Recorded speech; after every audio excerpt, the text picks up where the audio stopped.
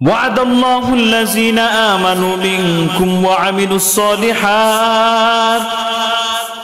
لا يستخلفنهم في الأرض আল্লাহ তাআলা বলে দুনিয়ার মানুষ তোমরা যারা আমি আল্লাহ তাআলার প্রতি ঈমান আনবা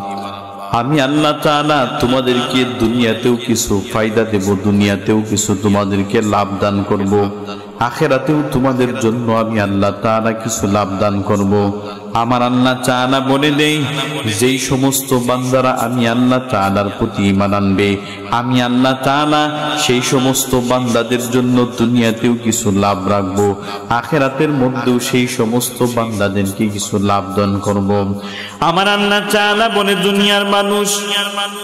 যারা আমি আল্লাহ তাআলার প্রতি ঈমান আনবা আমি আল্লাহ তাআলা তোমাদেরকে দুনিয়াতেও কিছু লাভ দান করব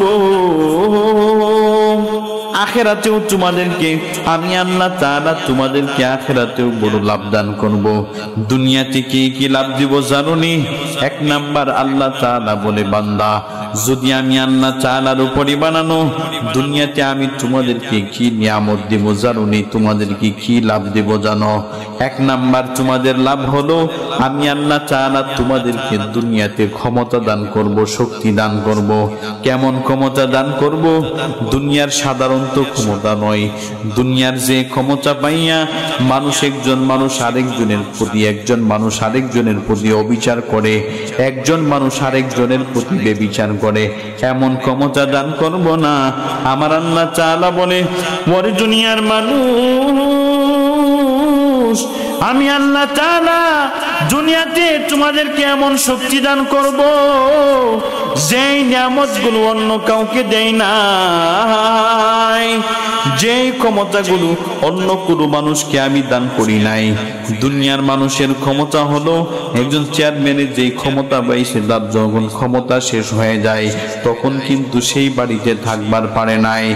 যেমনি তার সাধারণত যেই ক্ষমতা আছে ক্ষমতা যখন হারাইয়া যায় তাহলে কিন্তু সেই বাড়ির মধ্যে থাকতে পারে না একজন এমপি একজন মেম্বার একজন চেয়ারম্যান একজন গভর্নমেন্ট একজন পার্লামেন্টের সদস্য দুনিয়াতে বিন্দু পরিমাণ ক্ষমতা যখন হারাইয়া ফেলে তো সে দেশে থাকতে পারে না অন্য কোথাও তার জন্য চলে যাইতে হয় আমার আল্লাহ তাআলা বলে দুনিয়ার মানুষ আমি আল্লাহ তাআলা তোরে এমন ক্ষমতা দান করব যে ক্ষমতা শুধুমাত্র তোরে দুনিয়ার মানুষ নয় দুনিয়ার যত মাখলুকাত আছে সমস্ত মাখলুকাত গুলো এক বাক্যে তোর ক্ষমতা পর্যন্ত বড় মেনে নেবে শুধুমাত্র মানুষ মানবে এমনটা নয় শুধুমাত্র জিন মানবে এমনটা নয় আল্লাহ পাকের যত মাখলুকাত আছে সমস্ত মাখলুকাত গুলো তোমার সেই কথাগুলো মেনে রাখবে ইতিহাসের পাতার মধ্যে লেখেন হযরতে সাদ ইবনে আবি ওয়াক্কাস যখন পারস্য জয় করে আফ্রিকার জঙ্গলে যখন চলে গেলেন আফ্রিকার মানুষগুলোকে যখন হেদায়েতের দাওয়াত দেওয়ার জন্য যখন গেলেন সাদ ইবনে আবি ওয়াক্কাস যখন তার দলবল সমস্ত বাহিনী নিয়ে যখন আফ্রিকার জঙ্গলে আফ্রিকা যখন গিয়ে উঠলেন আফ্রিকার তখন শাসনকর্তা সাদ ইবনে আবি ওয়াক্কাস সহ তার যত দল আছে তাদেরকে জায়গা দেয় না তাদেরকে তার সাম্রাজ্যের ভিতরে বিন্দু পরিমাণ কোনো জায়গা দেয় না বলে তারা ইসলামের দাওয়াত দিবে কোরআনের দাওয়াত দিবে তাদেরকে আমার সাম্রাজ্যের ভিতরে বড় জায়গা নাই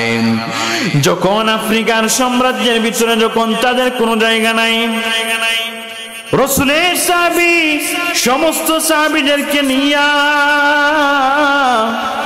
রাসূলের সাহাবী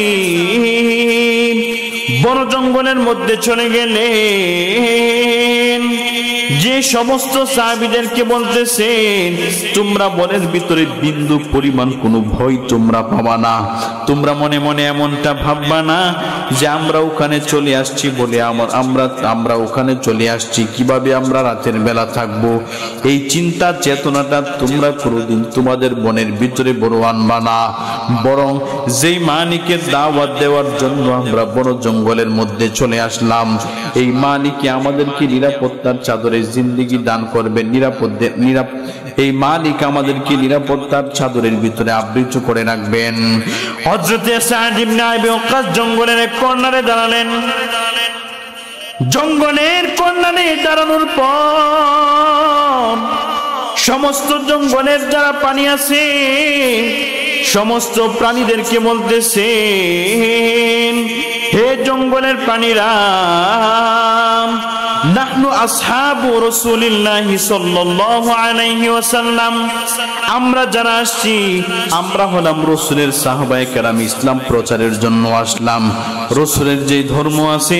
এই ধর্ম সম্পর্কে মানুষকে দাওয়াত দেওয়ার জন্য আসলাম। আল্লাহর প্রতি দুনিয়ার মানুষকে দাওয়াত দেওয়ার জন্য বড় আসলাম। আজকে আমরা এখানে দাঁড়াবো এই জঙ্গলের মধ্যে, তোমাদের জঙ্গলের মধ্যে আজকে আমরা অবস্থান করব। অতএব তোমাদের সবাইকে আমরা হুঁশিয়ারি বাক্য হিসেবে প্রেরণ করতেছি। হুঁশিয়ারি বাক্য তোমাদের সামনে আমরা উচ্চারণ করতেছি।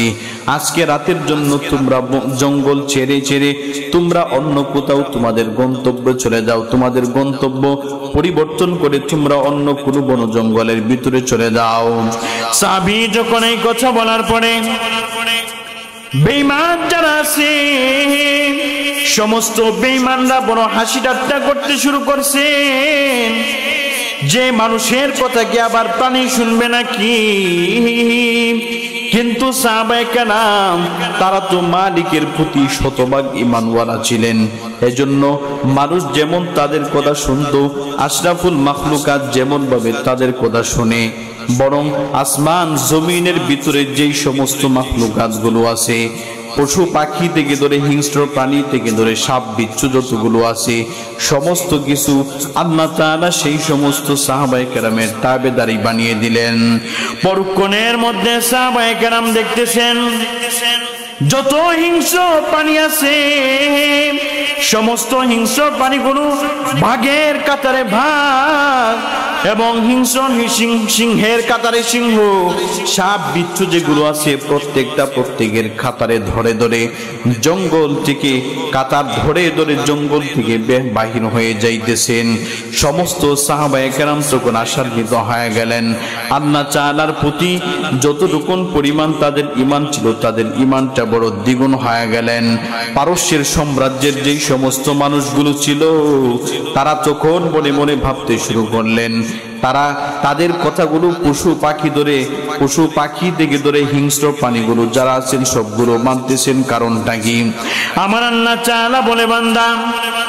দুনিয়াতে যদি তোমরা আমার প্রতি মানানো, এক নাম্বার তোমাদেরকে যে লাভ দান করব সেই লাভ হলো আমি তোমাদেরকে এমন একটা ক্ষমতা দান করব যেই ক্ষমতার দ্বারা শুধুমাত্র দুনিয়ার মানুষগুলো তোমাদের কথাগুলো মানবে। এতটুকু সীমাবদ্ধ নয়, বরং দুনিয়াতে যত মাখলুকাত আছে প্রত্যেকটা মাখলুকাত গুলো তোমাদের কথা মানবে।